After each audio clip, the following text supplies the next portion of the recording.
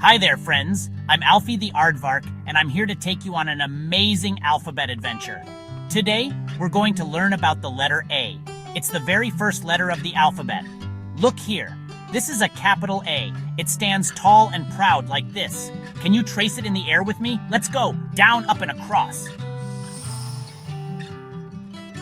Great job. Now let's meet its little buddy, the lowercase a. It's smaller, but just as important. See how it has a circle and a tail? Let's practice writing it. Around we go, and then down with a little curl.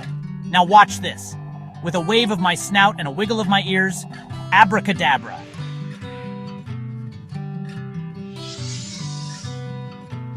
Our capital A has turned into a big, juicy apple. Isn't that awesome?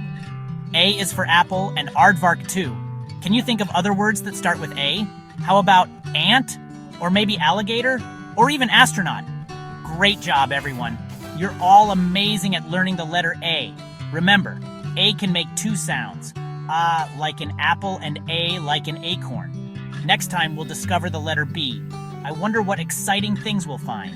See you soon, Alphabet Explorers.